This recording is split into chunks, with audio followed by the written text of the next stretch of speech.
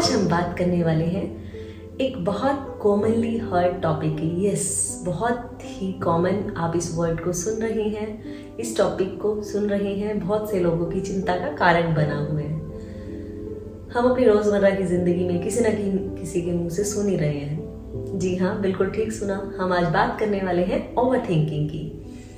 Over thinking हमें किसी न किसी रूप में परेशान की ही हुए है।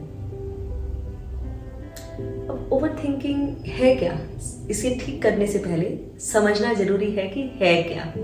क्योंकि अगर हम बहुत लंबे समय तक ओवर थिंकिंग के शिकार रहते हैं तो हमें स्ट्रेस, एंजाइटी और जो अपने आप में बहुत सारी बीमारियों का इन्विटेशन है, जैसे कि हार्ट बीट बढ़ना, बीपी के इश्यूज होना, इंसोम्निया, इसके अलावा बहुत सारी अनगिनत बीमारियों का शिकार हो सकते हैं। तो इसे समझना और इसे ठीक करना बहुत जरूरी है। तो सबसे पहले आइए समझते हैं कि ओवर थिंकिंग है क्या।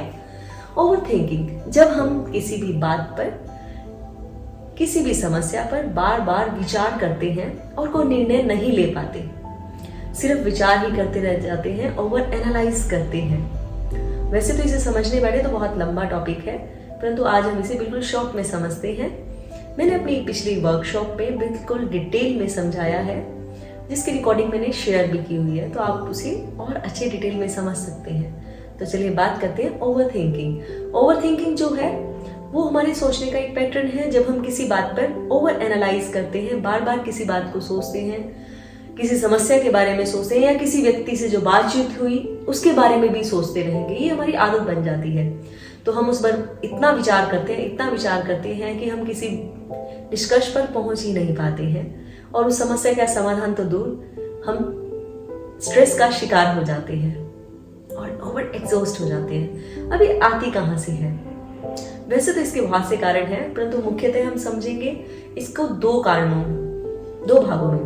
पहला, हमारी हमारा मेंटल पैटर्न होता है ओवर थिंकिंग का। जी हाँ, और जो हमें कुछ ना कुछ हद तक जीन्स में भी मिला है। रिसर्च में ये प्रूव हुआ है कि लगभग जो ओवर थिंकिंग का या स्ट्रेस, एंजाइटी का शिकार होते हैं, उन लोगों में अप्रोक्स 30% लोग पुराने पैटर्न्स यानी कि जीन्स में लिए हुए होते हैं, वो ओवर थिंकिंग के, स्ट्रेस के पैटर्न्स। परंतु लगभग 70% लोग जीन्स में नहीं लेके ये पैदा होते हैं। तो जेनेटिक्स रीजंस को हम बहुत ज्यादा वेटेज नहीं दे सकते। नो डाउट जेनेटिक रीजंस होते हैं, हमें जीन्स में मिले होते हैं, परंतु ये बहुत ज्यादा, क्योंकि जीन्स कहीं से तो शुरू हुई ना, तो उन्हें खत्म किया जा सकता है। तो आइए बात करते हैं दूसरा कारण। एक हमारी आदत होती है हर चीज को ओवर एनालाइज करने की, बहुत ज्यादा चिंतन मनन करने की। तो ये आदत भी ओवर थिंकिंग का पैटर्न क्रिएट करती है। और दूसरा कारण है हमारा वातावरण। हम जिस वातावरण में रहते हैं, जिन लोगों के साथ रहते हैं, और क्या हमारा लाइफस्टाइल है।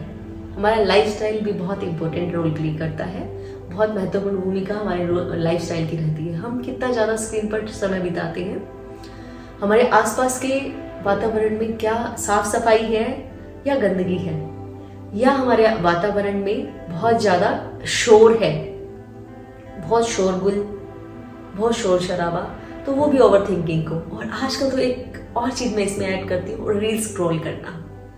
क्योंकि जैसे जैसे हम रील्स को स्क्रॉल करते हैं वैसे वैसे हमारे थॉट के प्रोसेस चेंज होता है, फास्ट हो जाता है वो। तो उस फास्ट होते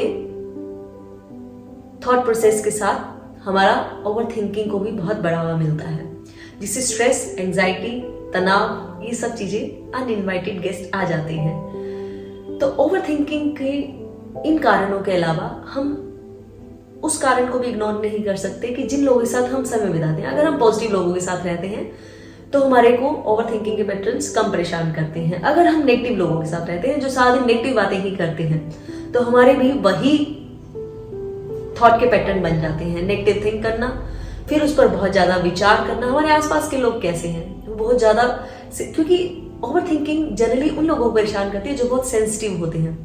किसी भी बात को लेकर बहुत संवेदनशील लोग जो हैं वो ओवर थिंकिंग का कॉमनली शिकार होते हैं, क्योंकि बहुत बारीकी से सोचते हैं, बहुत ज़्यादा चिंतन मनन करते हैं, बहुत ज़्यादा pros and cons and last में they end up without taking any decision.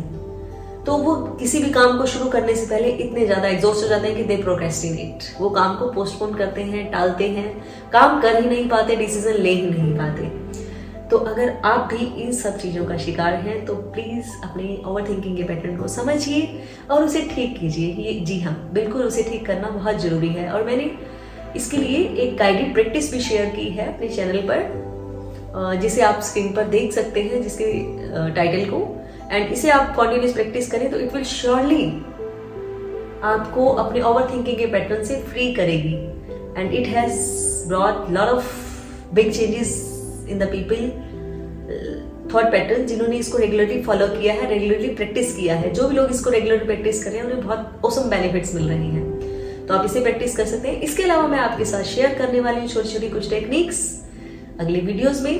Till then stay tuned. And अगर आपने अपने ओवर थिंकिंग के पैटर्न को समझ लिया है तो उसका निदान करना बहुत आसान है। बिलीव मी, अगर आप अपनी प्रॉब्लम को समझ गए हैं, आप इन सब में से या कोई और, क्योंकि मैंने बहुत शॉर्ट में सारे पैटर्न्स को शेयर किया है, अगर आपको डिटेल में इसको समझना है तो उस ओवर थिंकिंग पे जो डिटेल वर्कशॉप थी उसकी रिकॉर्डिंग आप चेक कर सकते हैं और फिर हम बात करेंगे इसके समाधान की।